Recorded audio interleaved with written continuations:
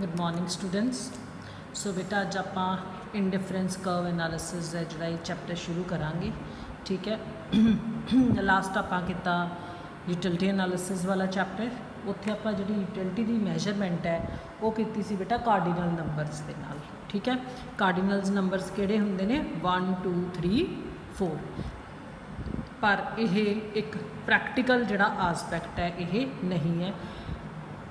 कोई भी चीज़ असी कंपेयर करते हाँ उन्होंने असी दूजी चीज़ नाल उनकी कंपैरिजन कर लें, पर उहदे च असी ये नहीं देखते कि ये तो मैनू 50 यूटिलिटी मिली है या 40 की मिलती है। असी की कहने हाँ कि मैनू पहला कप पीन दे नाल चाह का या कॉफ़ी का ज़्यादा सैटिस्फैक्शन मिली है, दूजे नाल घट मिली है, तीजे नाल उस तो घट मिली है। ठीक है, नॉर्मली जो आप रियल लाइफ की गल करिए तो रियल लाइफ के कार्डिनल मैजरमेंट ऑफ यूटिलिटी है जी वो अपलाई नहीं होंदी है। ठीक है, क्योंकि कार्डिनल दे विच असी की कहने 12 की मिल गई, 10 की मिल गई, 8 की मिल गई, नो असी अपना ऑर्डर ऑफ प्रैफरेंस है जोड़ा वो दसते हैं। ध्यान नाल वर्ड नूं सुनना है, order of preference. So order of preference के बेस के उत्ते जी ऑर्डिनल मैजरमेंट ऑफ यूटिलिटी है उसनूं उसकी जिहड़ी है इवॉल्व वो हुई है। सो इंडिफरेंस कर्व एनालिसिस इस अजम्पशन के उत्ते बेस्ड है। सो ऑर्डिनल मैजरमेंट के असी की करते हाँ यूटिलिटी नूं फस्ट सैकेंड या इन्हां नंबरस दे विच है रिप्रजेंट करते हाँ। सो ऑर्डिनल नंबर की दसते हैं एक कंज्यूमर की preference for the different goods. 1881 के ब्रिटिश इकोनॉमिस्ट एजवर्थ ने सब तो पहला इंडिफरेंस कर्व एनालिसिस बारे अपनी फेमस बुक मैथेमैटिकल साइकिक्स दे विच दस्सिया सी। साइकिक क्यों है, क्योंकि बेटा साइकोलॉजी के नाल रिलेट करदियां ने ये चीज़ां। So the concept of this indifference curve analysis इनू फरदर परेटो ने इटैलीयन इकोनॉमिस्ट सी उन्हें इहदे उत्ते फरदर काम किया। दैन W जॉनसन ने, फिर स्लट्सकी ने किया। जिहड़ा मेन क्रैडिट है इस एनालिसिस का वो हिक्स एंड एलन नूं जांदा है।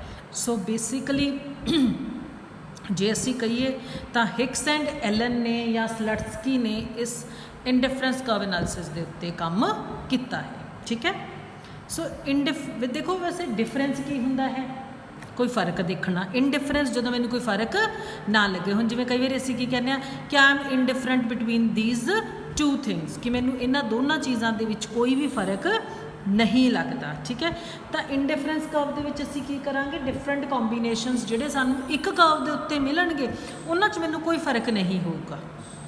कि मैं कहा है मैनू एक इनडिफरेंस कर्व के उत्ते जिन्ने भी पॉइंट मिलणगे उन्हां दे उत्ते मैनू किसी नूं भी पहले नूं प्रैफर करना, दूजे नूं छड्डण वास्ते मेरी कोई प्रायोरिटी नहीं होगी।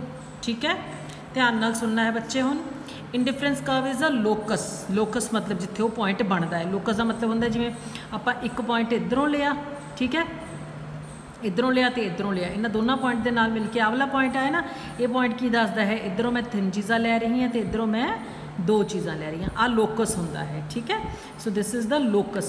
Locus of all such points which shows what shows different combination of 2 commodities which yield equal satisfaction to the consumer. It means एक इनडिफरेंस कर्व के उत्ते मैनू जिन्ने भी पॉइंट्स मिलणगे उहदे उन्हां 2 कमोडिटीज़ दे वो सारे कॉम्बीनेशनस ने जिहड़े वो मैनू इक्वल सैटिस्फैक्शन देंगे। सो द कॉम्बीनेशन है जिहड़ा इंडिफरेंस कर्व के उत्ते रिप्रजेंट करूगा वो इक्वल सैटिस्फैक्शन देगा। मीनस एक कंज्यूमर है जिहड़ा अपनी चॉइस बारे इंडिफरेंट होगा। इंडिफरेंट का मतलब है वो इक्वल इंपॉर्टेंस देगा to all the combinations on a given indifference curve. Definition है बेटा, सिंगल इंडिफरेंस कर्व की शो कर दी है different combination of X and Y that yield equal satisfaction to the consumer. Next है बेटा इंडिफरेंस स्कैड्यूल। स्कैड्यूल की होंदा है टेबल।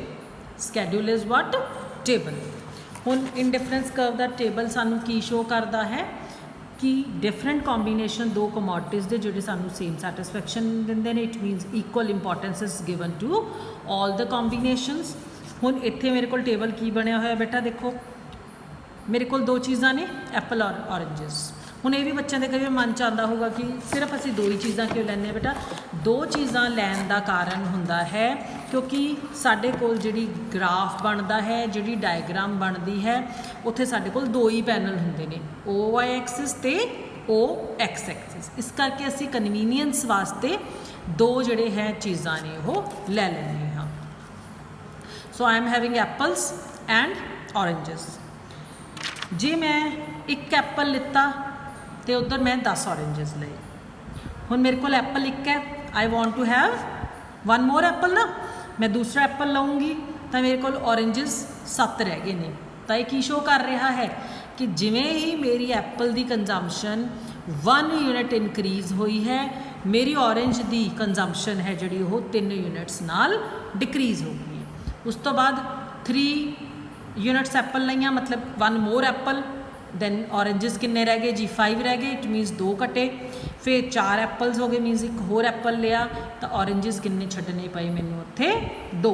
हुण जे मैं इत्थे गल करां तो मेरे को की चल रहा है कि जोड़े मेरे मोर ऑफ एप्पल्स लैन वास्ते मैनू कुछ एक ऑरेंजेस ने जोड़े उन्होंने सैक्रीफाइस करना पै रहा है।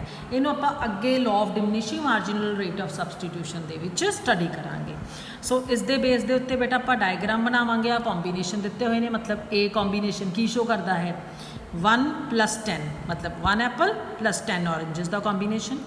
बी कॉम्बीनेशन शो करता है 2 apples 7 oranges. C combination 3 apples 5 oranges. D combination 4 apples + 4 oranges. So what it shows कि मेरे को A combination, B combination, C combination चाहे डी कॉम्बीनेशन, इन्हां चारां विचों मैनू कोई भी कॉम्बीनेशन मिलता है, मैनू सेम सैटिस्फैक्शन मिलती है। इट मीनस मैं किसी भी कॉम्बीनेशन तो कोई भी बदलाव लैके आनी तो मैनू उहदे चों कोई भी मेरी उहदे वास्ते प्रैफरेंस नहीं होंदी। सो बच्चे डायग्राम बनाने आपां, इधर ऑरेंजेस इधर एप्पल्स, इस तरह के नाल कॉम्बीनेशन ले लिया, आईसी कर्व बन गई है।